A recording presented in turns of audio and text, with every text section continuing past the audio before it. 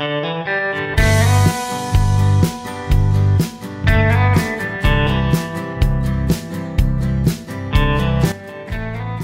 subscribe and click the notification bell icon. Ngayon dito sa may Dolomite, may mga dito mga warning signs. Ayan, nakalagay ang caution loose sun, warning uneven surface. Thank you for not swimming. So nilagyan nila, baga pinatungan nila ito ng buhangin kasi dati mga batuhan to eh. So ginawa nilang parang dalampasigan na talaga. Ayan. So medyo mas malawak yung dito, yung pinaka-dalampasigan niya. Tapos nandito na yung bubuhangin, halos pantay na rito sa may seawall. Punta tayo ngayon doon sa tingnan natin kung pwede tayong pumasok doon sa loob. Rito nilakas ng ulan. Napakala yung bag mo.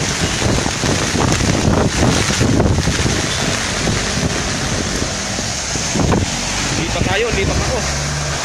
Grabe. Basa ako oh.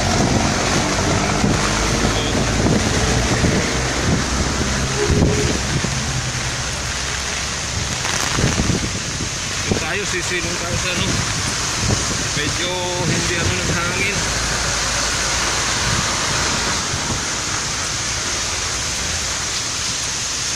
Nabutan ako ng ulan buti may nagbebenta ron ng payong, kaya nakabili ako ng payong, pero basang-basa pa rin ako. Kung wala tong kung dingding na yan, lalo ako mababasa kasi ang lakas ng hangin eh.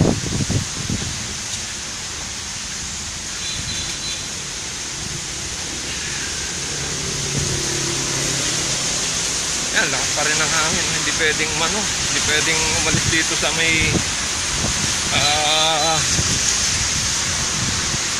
bakod na to. Malaking bagay itong bakod na to eh.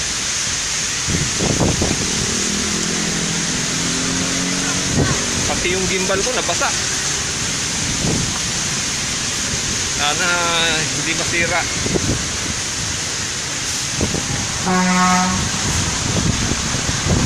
Kanina lalaki nung patak ng ulan eh. Tapos sinabayan pa ng pagkalakas-lakas na hangin. Yung basang-basa.